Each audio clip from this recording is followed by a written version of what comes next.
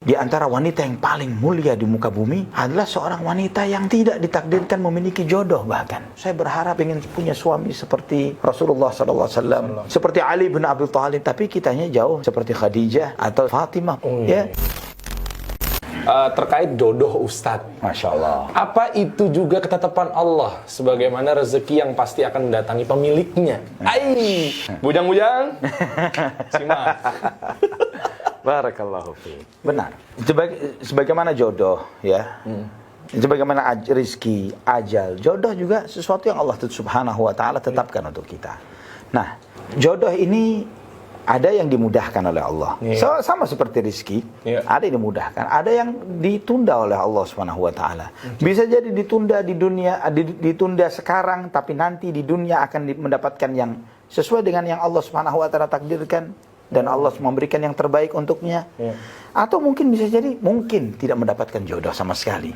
Tapi bukan berarti itu sebagai sesuatu yang punishment atau hukuman dari Allah Subhanahu wa taala, bukan.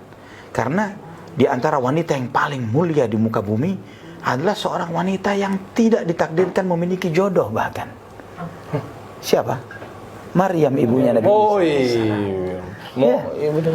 Iya kan? Wanita yang paling mulia di muka bumi di antara wanita yang Allah muliakan tidak ditakdirkan punya jodoh, ya kan? Apakah menjadi kehinaan bagi yang bersangkutan? Wanita yang paling sempurna di antara wanita paling sempurna, kata Nabi SAW. Tidak banyak wanita sempurna. Di antara wanita sempurna Khadijah, Maryam. Disebut oleh Nabi hanya beberapa gelintir manusia saja. Asia, Firaun. Iya kan? Asia, istri Firaun.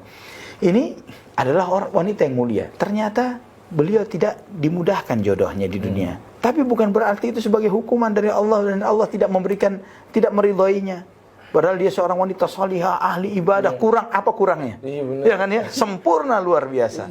Tapi ternyata itulah bentuk kemuliaan yang Allah berikan kepadanya. Masya Allah. Itu dia. Makanya udah, ntar aja dulu. Ya nggak ntar juga sih. Ntar juga. Bentar-bentar. Oh berarti kalau ngomong. Insya Allah Allah mudahkan jodohnya dengan yang terbaik. Dan ada lagi. Di antara ketetapan Allah, at-tayyibatu lit-tayyibin wal khabithatu lil khabithin, bahwa wanita-wanita yang baik itu akan Allah berikan kepada laki-laki yang baik.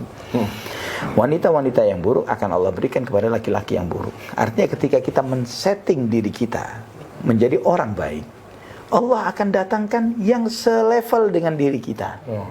Begitu ya, dari sisi keimanan, ketakwaan dan kesalehan.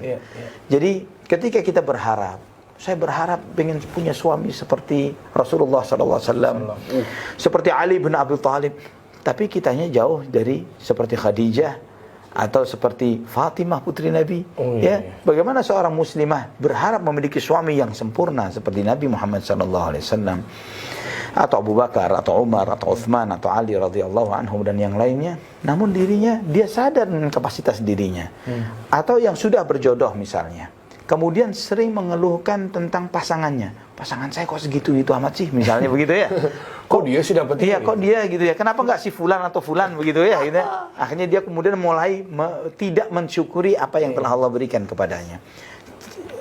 Sedangkan dia harus menyadari bahwa kualitas pasangannya, kualitas dirinya. Cermin berarti. Ya, kualitas dirinya. Jangan pernah mengharapkan yang berlebihan ketika kita tahu bagaimana kondisi diri kita.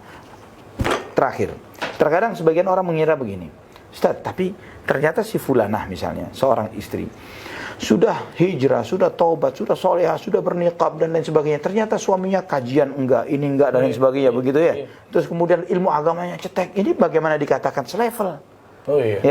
Anak pernah subhanallah diundang oleh salah seorang umahat panitia kajian.